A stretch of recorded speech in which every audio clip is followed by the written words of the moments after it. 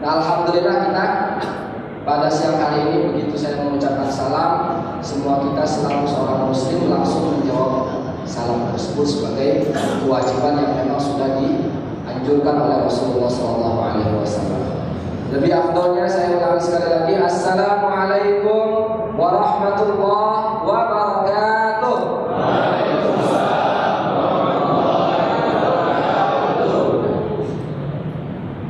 Jamaah Masjid At-Taqwa yang dimuliakan oleh Allah Subhanahu wa taala. Ini saya mengawali bicara pada siang hari ini dengan salam tadi. Pemberian motivasi seperti tadi itu sangat bagus juga Bapak Ibu. Sebagaimana dicontohkan oleh Allah Subhanahu wa taala di dalam Al-Qur'an saat beliau ingin memerintahkan agar orang-orang beriman berucap sholawat dan salam kepada Rasulullah. Apa firman Allah? Innallaha wa malaikatahu yusholluna 'alan nabi. Jadi Allah kasih tahu dulu, orang beriman nih, Allah sama malaikatnya saja kasih sholawat dan kasih salam kepada nabinya. Baru Allah perintahkan, ya ayyuhalladzina amanu shollu 'alaihi wa sallimu taslima. Setelah Allah kasih motivasi bahwasanya zat Allah Subhanahu wa taala dan para malaikat yang bersolawat dan salam kepada Rasulullah, baru beliau perintahkan agar orang-orang beriman ikut termotivasi untuk senantiasa bersolawat dan salam kepada Rasulullah.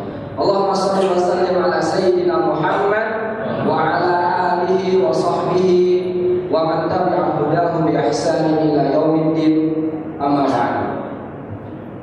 Jamaah salat zuhur Masjid At-Taqwa yang dimuliakan oleh Allah Subhanahu wa taala. Alhamdulillah, tentunya kita selalu bersyukur kepada Allah Subhanahu wa taala atas segala nikmat, atas segala karunia yang selalu kita rasakan. Allah Subhanahu wa taala di dalam Al-Qur'an itu banyak sekali mengingatkan kepada kita orang-orang muslim, orang yang beriman untuk selalu bersyukur kepada Allah, berterima kasih kepada Allah atas segala nikmat dan karunia-Nya.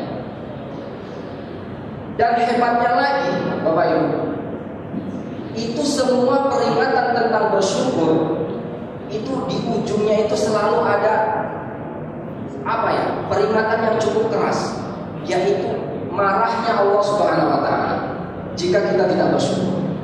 Ini kalau Bapak Ibu sering mendengar ayat yang berbunyi la in syakartum la azidannakum wa la in kafartum inna azabi lasyadid. Jika kalian bersyukur, kata, niscaya aku tambah. Tapi jika enggan bersyukur atau kufur nikmat, tunggu saja, marahku, azabku, siksaku sangat pedih. Sudah dijanjikan oleh Allah Subhanahu wa taala. Ternyata di ayat lain ada yang serupa, Bapak Ibu. Di dalam surat An-Nisa Allah Subhanahu wa taala berfirman, "Ma yaf'alullahu bi'adzabikum in syakartum wa amantum wa kana Allahu syakiran alim." Ma yaf'alullah, tidaklah Allah akan melakukan bi'azabikum, siksa untuk kalian. Bagaimana Allah tidak akan menyiksa kita? In syakartum wa amantum, jika kalian selalu bersyukur. Lihat peringatan dari Allah Subhanahu wa taala, begitu urgennya sikap syukur, karakter syukur di dalam diri kita, sehingga kita terselamatkan dari apa yang sudah diingatkan oleh Allah Subhanahu wa taala. In syakartum wa amantum, jika kalian selalu bersyukur dan beriman kepada Allah. Wa kana Allahu syakiran alim. Lalu Allah perjelas, karena Allah sendiri adalah syakir. Allah sendiri adalah zat yang maha berterima kasih, zat yang maha mensyukuri, yang maha mengapresiasi terhadap apa yang dilakukan oleh hamba-hambanya. Wa kana Allahu syakiran alima, dan Allah juga maha mengetahui apa yang selalu dilakukan oleh hamba-hambanya. Jamaah yang dimuliakan oleh Allah Subhanahu wa taala, begitu luar biasanya ajakan untuk selalu bersyukur kepada Allah Subhanahu wa taala, sampai-sampai Rasulullah sallallahu alaihi wasallam mencontohkan sendiri, Bapak Ibu. Saat itu beliau dilihat oleh para sahabatnya kakinya merah, bengkak. Ternyata ketika ditanya oleh para sahabatnya, mengapa sampai seperti itu wahai Rasulullah? Engkau melakukan sholat malam sampai kakimu bengkak kemerah-merahan, memar, saking getolnya beliau melakukan sholat malam atau ibadah kepada Allah Subhanahu wa Ta'ala. Bukankah engkau sudah diampuni dosa yang sudah lalu dan dosa yang akan datang? Maka apa jawab Rasulullah? Afala akuna abdan syakura. Apa tidak boleh saya ini menjadi hamba yang bersyukur?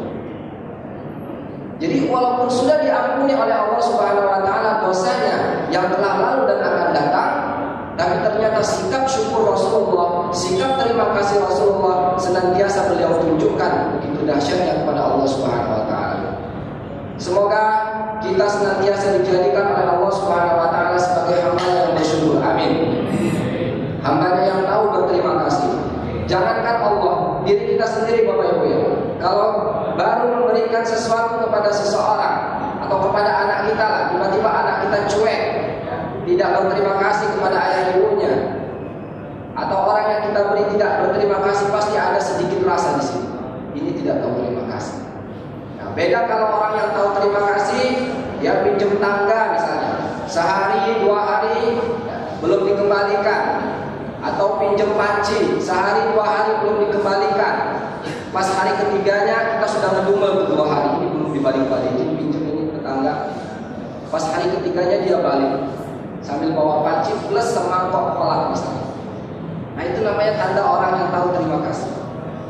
Artinya la azidannakum, dibuktikan sikap syukur kita karena kita bersyukur kepada Allah Subhanahu wa Ta'ala ada nilai pertambahan di sana yang sudah dijanjikan oleh Allah dan Rasulnya. Jamaah yang dimuliakan oleh Allah Subhanahu wa Ta'ala, sikap syukur ini tentu saja terkait erat dengan diri kita sebagai manusia. Kita ini Bapak Ibu diciptakan oleh Allah Subhanahu wa Ta'ala dengan karakter yang suka mengeluh. Coba siapa yang tidak pernah mengeluh di sini?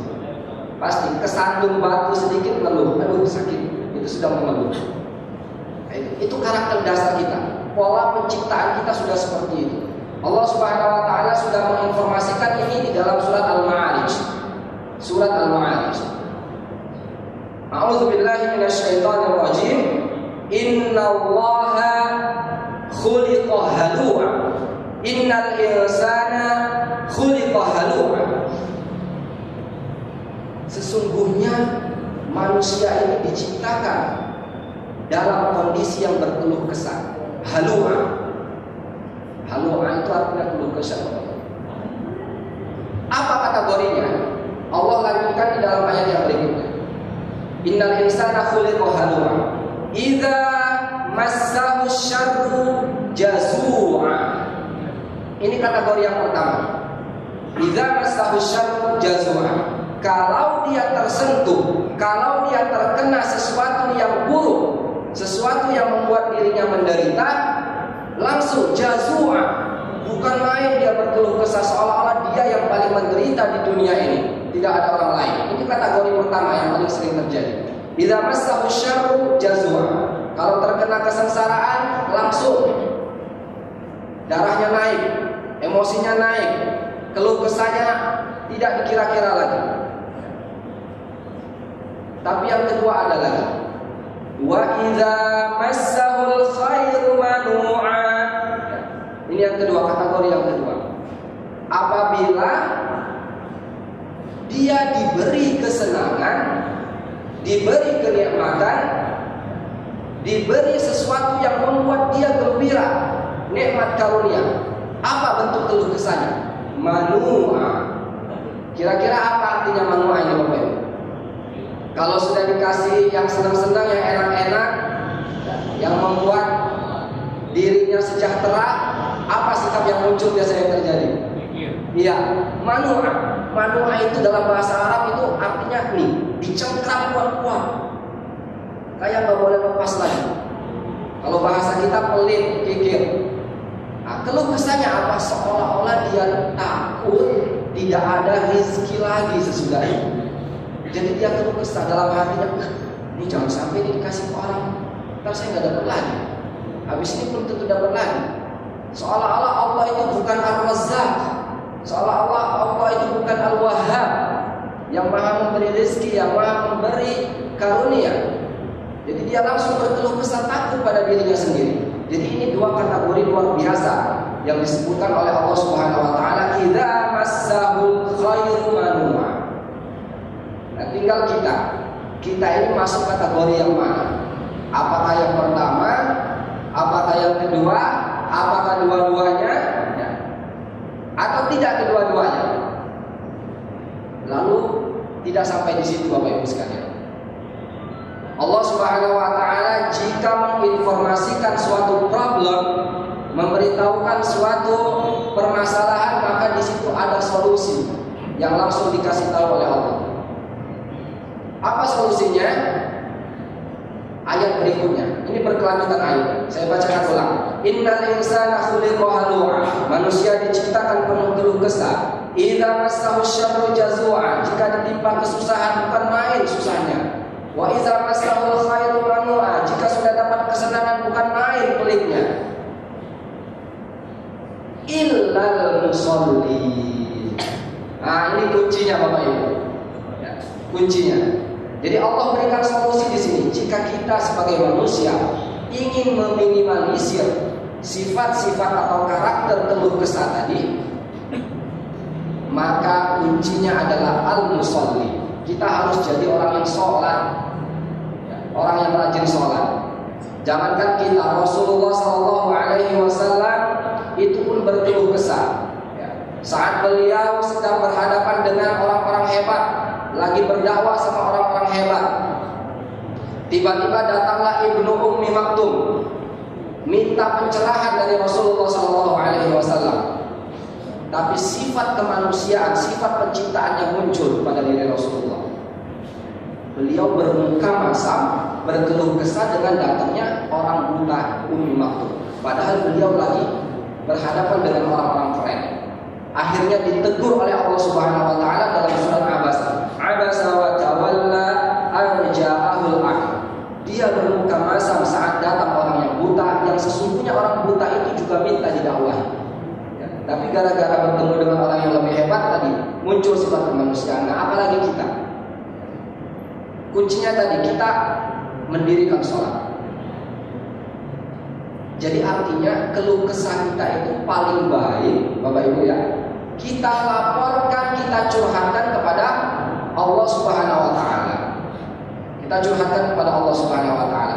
Jangan curhat di BBM atau grup WhatsApp-nya atau Facebook. Ini baru hari pertama puasa, alhamdulillah. Lebaran tinggal 29 hari lagi.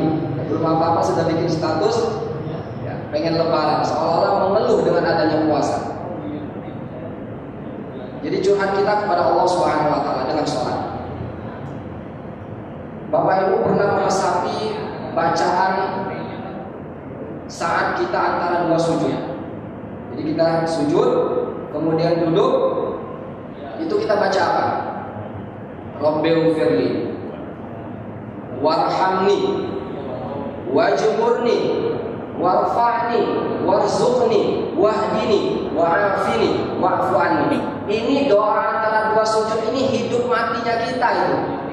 Kalau diresapi maknanya, nilai-nilai kehidupan, kebutuhan kehidupan kita ada di situ semua. Rabbighfirli, ya Allah ampuni aku.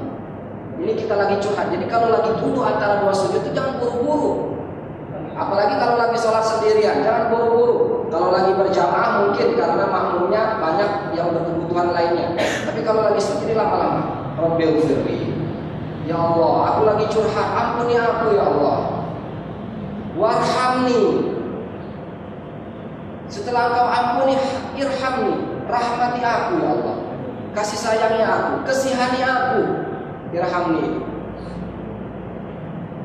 Yang ketiga apa? Wajburni. Apa arti wajburni? Dan tutupilah kekurangan-kekuranganku. Nah, ini curhatnya kita Bapak Ibu. Mengeluhnya kita di situ. Tutupi ya Allah kekuranganku, kemelaratanku, ketidakbisaanku, kealpaanku. Itu kekurangan semua itu. yang perlu kita laporkan kepada Allah Subhanahu wa taala. Ketidakmampuanku, tutupi ya Allah, wajburni. Sudah kita minta tutupi, yang nanti akan ditutup oleh Allah Subhanahu wa taala, maka dilanjutkan lagi, warfa'ni. Angkat derajatku ya Allah. Angkat derajatku. Jadi luar biasa gabungan-gabungannya tadi. Sudah minta ampun, minta kesiannya lagi, dirahmati. Jadi sudah diampuni kamu. Habis diampuni, dilus-elus, dikasih sayangi, dirahmati. Habis dirahmati, minta tutupnya lagi kekurangannya. Habis itu minta diangkat derajatnya. Rasulullah SAW pernah memberitahu kita, siapa yang ingin derajatnya diangkat oleh Allah Subhanahu wa taala, maka biasakanlah dia berwudu, ya, wudu yang sempurna sebelum azan, lalu dia berangkat ke masjid dan menunggu waktu datangnya sholat. Jadi kita nunggu waktu datangnya sholat dalam keadaan berwudu itu punya nilai mengangkat derajat. Jadi kalau kita tidak ingin sholat sunnah di rumah, jadi rumah kita itu punya jatah Bapak Ibu. Kata Rasulullah, sholat kamu itu semuanya jangan di masjid, tapi perlu juga di rumah. Sholat apa? Bukan sholat wajib. Kalau sholat wajib sebisa mungkin kita laksanakan berjamaah ke masjid. Tapi apa jatahnya rumah? Yaitu sholat sunnah. Sholat sunnah. Kalau sebelum kerja masih sempat berangkat sholat duha, sebelum berangkat sempat sholat duha dulu. Sebelum ke masjid sudah azan, pengen sholat rawatibnya di rumah, sholat dulu di rumah, agar rumah kita pun punya cahaya sholat. Jadi tadi mengangkat derajat. Wa'afini wa'fu anni. Lalu afini ya Allah, sehatkan aku. Itu curhatan berikutnya. Wa'fu anni, dan maafkanlah aku. Ujungnya kita minta maaf kepada Allah Subhanahu wa taala. Itu luar biasa doa tersebut. Jadi jangan buru-buru kalau lagi duduk antara dua sujud, kita resapi. Bapak Ibu yang dimuliakan oleh Allah Subhanahu wa taala, jadi dengan sifat mengeluh yang sudah dikabarkan oleh Allah dalam surat Al-Ma'arij tadi, kuncinya kita sholat. Tapi sholatnya yang bagaimana? Nah ini ada terusannya lagi Bapak Ibu. Kalau nanti buka surat Al-Ma'arij bisa dilihat. Illal musallin, kecuali mereka yang sholat yang akan minim sifat mengeluhnya, karena dia sudah curhatkan kepada Allah. Alladzina hum ala sholatihim daimun, yaitu mereka yang sholatnya terus menerus, bukan yang sholatnya bolong-bolong, bukan juga yang sholatnya mencuri sholat, bukan juga yang sholatnya sholat yang celaka seperti yang ada di dalam surat Al-Ma'un. Fawailul lil musallin, celakalah orang-orang yang sholat. Apa itu terusannya? Fawailul lil musallin allazina hum an sholatihim sahun, yaitu mereka yang sholatnya sahun. Apa itu sahun? Allazina hum yura'un, banyak riaknya. Alhamdulillah baru selesai tahajud ngantuk nih, nah, itu riaknya. Menunjukkan pada status-status yang tidak perlu diketahui oleh orang lain terkait ibadah kita. Jadi tadi allazina hum ala sholatihim daimun, yaitu mereka yang sholatnya konsisten Bapak Ibu. Konsisten, tidak bolong-bolong, tepat waktu. Tepat waktu. Di situ kunci yang luar biasa. Jadi kita ini tidak boleh jauh-jauh dari sholat. In wasta'inu bis-sabri was-shalah. Ada masalah, ista'in, minta tolong kepada Allah bis-sabri, sabar dulu. Pertama sabar. Begitu ditimpa suatu masalah, sabar dulu. Hati kita sabar, lalu sholat. Nanti akan diberikan oleh Allah Subhanahu wa taala jalan keluarnya. Karena kita memang manusia ini tidak disetting oleh Allah untuk memecahkan masalahnya sendiri, Bapak Ibu. Kita ini tidak bisa memecahkan masalah kita sendiri. Kita butuh Allah Subhanahu wa taala yang membantu pemecahan problematika yang kita hadapi. Itu pasti. Kalau kita selalu menyatakan diri kita mampu untuk memecahkan apa yang kita hadapi, nah itu orang yang sombong, yang mutakabir, sifatnya sifat iblis. Ya. Karena yang membuat iblis dikeluarkan oleh Allah dari surga adalah sifat sombongnya. Kita jangan sampai seperti itu. Dan kesombongan serta ketakaburan adalah selendangnya Allah Subhanahu wa taala, tidak berhak dipakai selendang tersebut oleh makhluknya. Jadi hanya Allah yang boleh mutakabir, hanya Allah yang boleh sombong, kita tidak. Dan kuncinya sholat yang daim, sholat yang terus menerus, nah itu luar biasa. Nah ini kita lagi di bulan Ramadan tentunya. Bulan Ramadan ini adalah bulan diperbanyak ibadah. Ini kesempatan namanya, kesempatan emas selama 30 hari Bapak Ibu ya.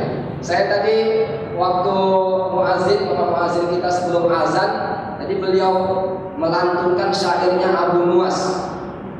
Abu Nuwas ini kalau di Indonesia sering dikenal hanya leluconnya Pak ya. Ya, dalam bahasa kita Abu Nawas lebih banyak dikenal. Dalam nama asli beliau adalah Abu Nuwas. Jadi lebih banyak oleh masyarakat kita dikenal leluconnya saja. Padahal beliau adalah seorang sastrawan yang luar biasa, seorang ahli hikmah yang luar biasa. Nah, salah satu syairnya tadi yang dibacakan oleh muazin sebelum azan, Ilahi lastunil firdausi ahla. Ini Abu Nuwas coba berbahasa basi kepada Allah.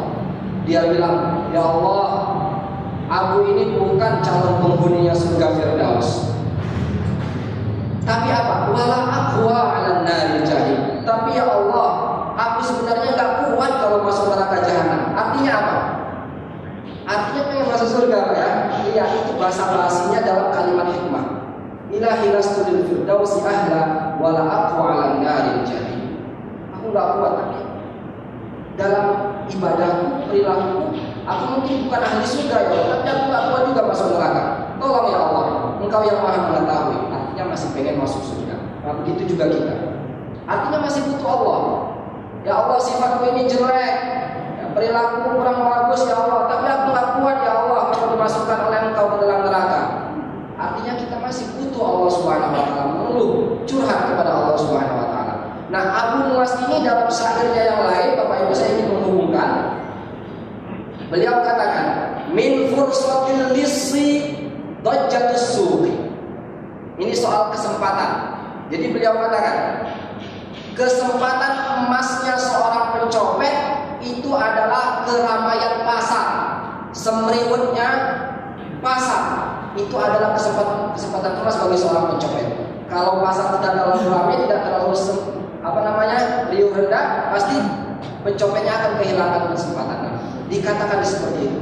Jadi sudah digambarkan oleh Abu Nuwas betapa seorang pencopet itu kalau dia pandai memanfaatkan kesempatan keramaian, dia akan berhasil. Nah, kita korelasinya kaum muslimin sekalian, dalam bulan Ramadan ini kalau kita pandai memanfaatkan kesempatan bulan Ramadan, insya Allah kita pun akan berhasil.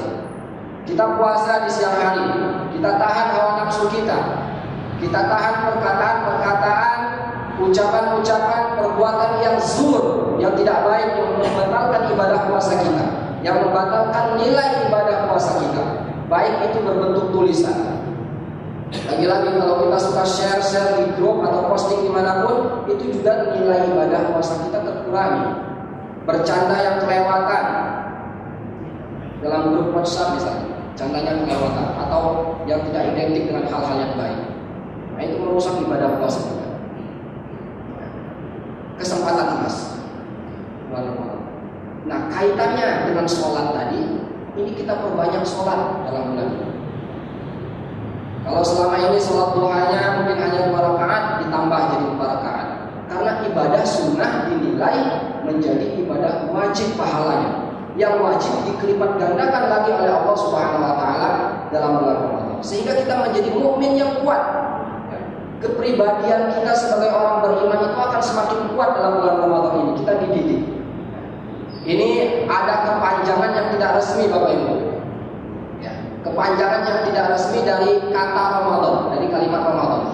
Ramadan itu hurufnya berapa? Ra. Yang pertama kalau dalam Arabnya.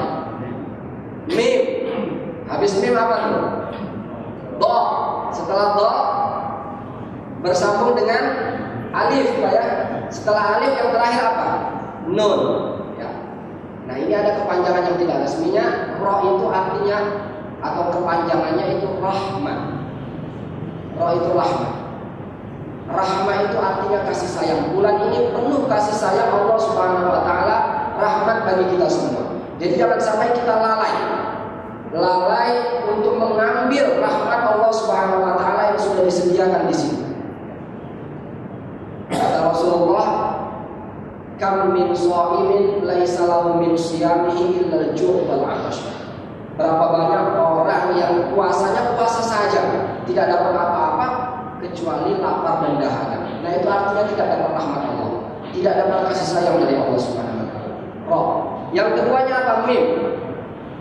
Mim itu maghfirah. Ya, mim itu maghfirah, yaitu ampunan. Bulan ini juga penuh ampunan. Saatnya kita bertaubat kepada Allah Subhanahu wa taala, banyak-banyak mengucap istighfar. Astaghfirullahalazim, astaghfirullahalazim. Sambil jalan hati kita bergumam istighfar, maghfirah. Yang ketiga, do itu kira-kira apa? Do itu dhimanun fil jannah. Dapat garansi, dapat jaminan masuk surga. Dhiman itu artinya jaminan, Bapak Ibu.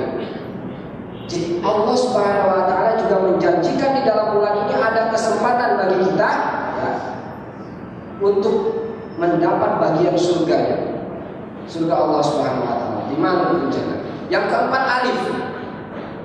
Apa itu alifnya? Amanun minan nar. Dapat keamanan, dapat keselamatan dari siksa api neraka. Itqum minan nar. Makanya kita dianjurkan oleh Rasulullah untuk banyak berdoa. Allahumma innaka afuwun karim, tuhibbul afwa fa'fu anna. Allahumma inna nas'aluka ridhaka wal jannah wa na'udzubika min sakhatika wan nar. Itu doa jangan sampai tidak dibaca tiap hari. Itqum minan nar, penyelamatan dari api neraka. Dan yang terakhir adalah huruf nun. Nun itu artinya nurun minallah, yaitu cahaya dari Allah Subhanahu wa taala. Apa itu cahaya dari Allah? Al-Qur'an. Al-Qur'an, Bapak Ibu. Jadi tilawah kita jangan kurang pada bulan Ramadan ini. Jangan sampai sehari itu kita tidak ada baca Al-Qur'annya. Kalau hari biasa saja satu huruf nilainya 10 pahala, apalagi dalam bulan Ramadan. Sangat bagus jika mampu menghatamkan. Tidak mampu menghatamkan, bacalah sampai separuh Al-Quran. Tidak mampu separuh Al-Quran, hampirlah beberapa juz. Atau yang merasa tidak pengen punya program menghatamkan, tapi pengen punya program tadabbur, dia bacanya pelan-pelan, tapi langsung diresapi makna Al-Qurannya. Itu lebih bagus lagi. Dan kita alhamdulillah bersyukur saat ini ya, di bulan Ramadan banyak sekali program-program televisi yang mendukung acara Al-Quran, menyebarkan Al-Quran ya, di mana anak-anak yang masih kecil sudah dibina untuk menjadi hafiz dan hafizah. Semoga kita juga yang sudah menjadi orang tua di sini nanti punya niat untuk menjadikan anaknya sebagai anak yang hafiz dan hafiz. Yang itu juga akan baik untuk kita, Bapak Ibu. Karena dijanjikan oleh Rasulullah, anak yang menghafal Al-Quran, yang pintar baca Al-Quran itu akan membawakan mahkota untuk dipakaikan bagi orang tuanya.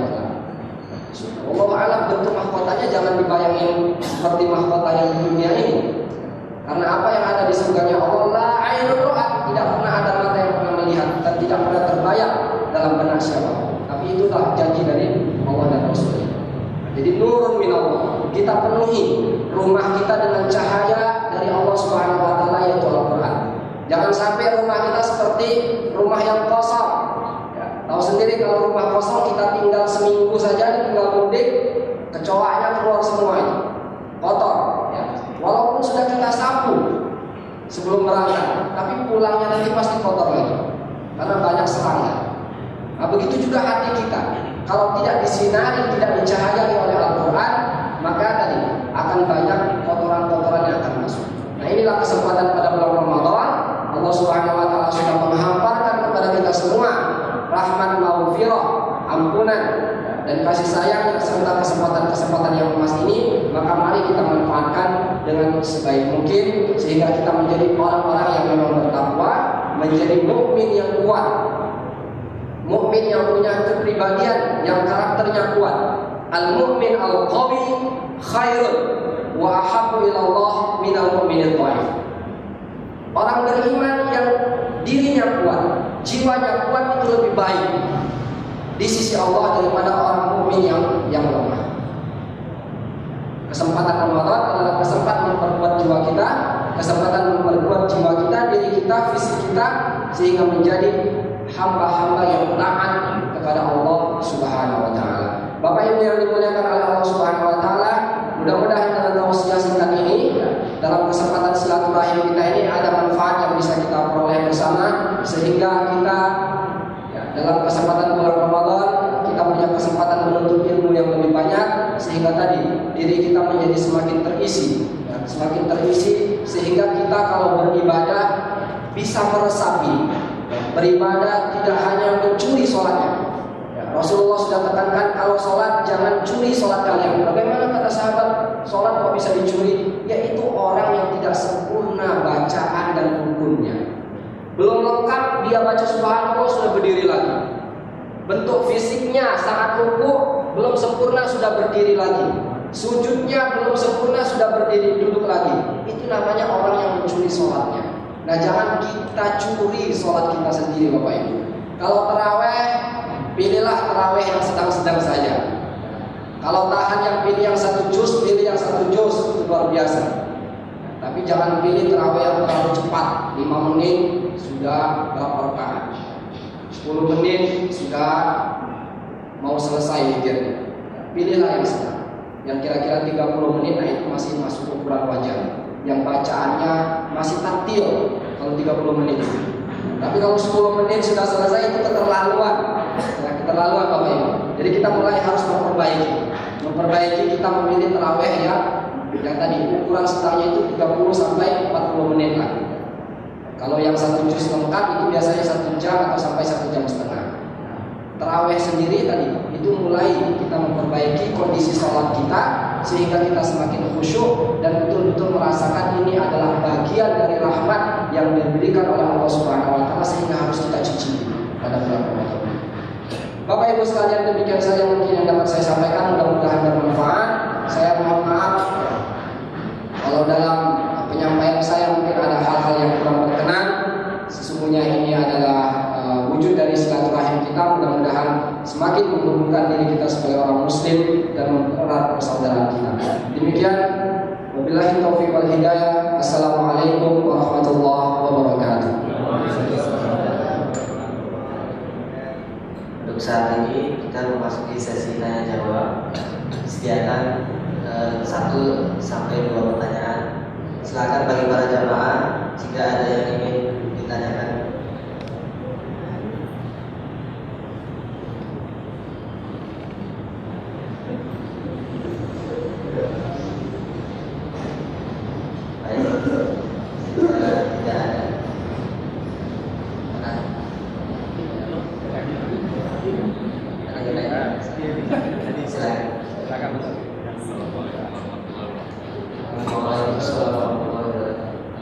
Saya sebenarnya pengen bertanya mengenai bersalawat.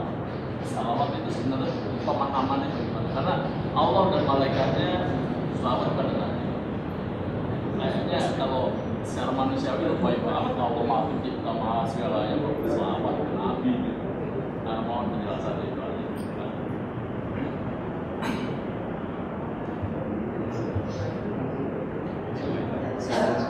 Baik, terima kasih Bapak atas pertanyaannya. Jadi innallaha wa malaikatahu yusholluna 'alan nabi. Ya Allah menginformasikan di dalam Al-Qur'an bahwasanya Allah dan para malaikatnya bersolawat kepada Nabi.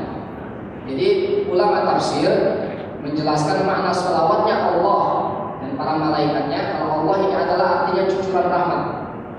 Jadi sholawat itu kalau dalam makna bahasanya kayak kita sholat nih, sholat atau sholawat itu sama, artinya adalah doa. Nah, jadi Allah Subhanahu Wa Taala bentuk sholawatnya kepada Rasulullah adalah bentuk rahmatnya Allah, kasih sayangnya Allah Subhanahu Wa Taala yang ditunjukkan melalui kalimat sholawatnya. Kemudian para malaikatnya, sholawatnya para malaikat sama dengan sholawat kita, yaitu Allahumma sholli ala sayyidina Muhammad. Ya Allah, limpahkanlah sholawat kepada Nabi kita Muhammad SAW. Artinya dengan sholawat tersebut itu bentuk dari wujud bagaimana Allah Subhanahu wa taala menggambarkan itulah rahmat yang tidak henti-hentinya akan dicucurkan kepada Rasulullah SAW.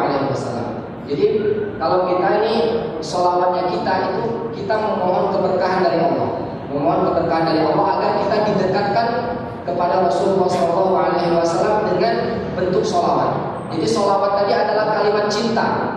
Jadi kalimat cinta yang menghubungkan antara diri kita dengan Rasulullah SAW. Sedangkan bagi Allah kepada nabinya adalah wujud rahmat Allah kepada Rasulullah SAW. Jadi maknanya ini kalau sholawat.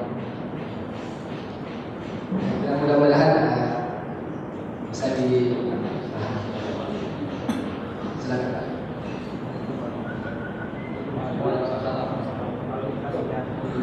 silakan. Sebenarnya apakah kita itu bersyukur atau kita yang malu saya mau kita sakit, apakah sebenarnya kita bersyukur kita jadi sakit atau kita mohon kita diberi sembuhan. Jadi misalnya kasusnya ada kayak anak saya yang sakit jantung langka gitu. Nah, saya menyumbangkan anak saya untuk bersyukur karena diberi sakit atau mohon kepada Allah untuk disembuhkan sakitnya. Karena kan kayaknya persepsinya jadi lain. Kalau kita minta untuk disembuhkan, kayaknya kita tidak terima lah. Kita tidak mau sembuhnya. Jadi kita mau untuk kalau bilang kalau kita bersyukur, kayaknya kita udah nggak apa sakit nggak apa, kita semakin dekat sama Allah. Karena sakit itu kita persepsi itu sebenarnya mana yang terbaik? Jadi begini, jadi sifat mengeluh yang dikecap oleh Allah yang tidak dianggap baik itu artinya sifat mengeluh yang merasa tidak terima terhadap kehendak, takdir dan kemauannya Allah Subhanahu wa taala. Tapi kalau kita berdoa mengajukan permohonan ya Allah sembuhkanlah anakku, itu bukan mengeluh. Kita memang wujud kita butuh sama Allah di situ. Tapi kalau kita mengungkapkannya dengan ungkapan seolah-olah tidak terima anak kita diberi sakit atau diri kita diberi sakit, nah itu yang disebut keluhan yang meniadakan takdirnya atau keinginan Allah Subhanahu wa taala. Jadi Rasulullah SAW pernah menggambarkan ajaban li amril mu'min, kata Rasulullah. Ini orang mukmin ini adalah orang yang paling menakjubkan. Mengapa disebut menakjubkan? In asabahu sarra, jika dia dikenai atau ditimpa kesenangan, syakar, dia berterima kasih atau bersyukur. Wa in asabahu dharra, sabar. Tapi jika dia ditimpa musibah atau kesusahan, dia bersabar. Tapi lihat kita sebagai orang mukmin dua tadi, senang atau sabar. Saat mengalami musibah, saat mengalami sesuatu yang menyusahkan kita, sabar dulu. Sabar itu adalah wujud kita menerima dari Allah. Mengeluh dalam tataran kita harus tabah. Jadi bukan mengeluh dalam tataran kita tidak terima apa yang ditimpakan oleh Allah Subhanahu wa taala. Jadi sabar. Oh, sakit ini langsung kita berdoa kepada Allah. Ya Allah, Allahumma syfini anta syafir rabban nas. Ya wahai Tuhan yang manusia sembuhkan aku. Jadi kita mengeluh wujud keluhan kita itu hanya kepada Allah Subhanahu wa taala. Jadi bukan berarti kita tidak boleh mengeluh, yang tidak boleh tadi rasa tidak terima terhadap hukum Allah. Qaddarallah wa ma syaa fa'ala. Itu ungkapan yang baik. Qaddarallah wa ma syaa fa'ala. Kalau kita bahasa Indonesianya sering bilang ya udahlah, udah takdir, tapi itu kurang menarik. Tapi kalimat Arabnya qaddarallah wa ma syaa fa'ala. Ini memang sudah ditakdirkan oleh Allah dan Allah memang berkehendak demikian. Dan itu artinya kita menerima. Dan kalau kita menerima, tandanya sudah sabar. Kalau kita sudah tak sabar, tandanya Allah Subhanahu wa taala akan ridho kepada kita. Ridho itu senang. Jadi kalau Allah akan senang, berarti kita itu sedang diuji. Kalau diuji itu kita bisa lulus tidak dengan ujian tadi. Kalau lulus, insya Allah dengan ujian tersebut kita akan diangkat derajatnya oleh Allah Subhanahu wa taala. Kalau kita Bapak Ibu misalnya semasa hidup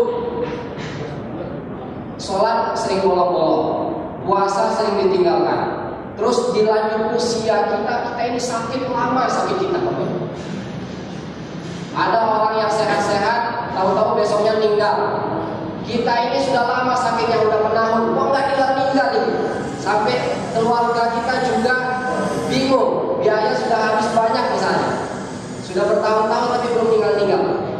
sebagai keluarganya atau sebagai diri kita sendiri saat mengalami itu harus sabar.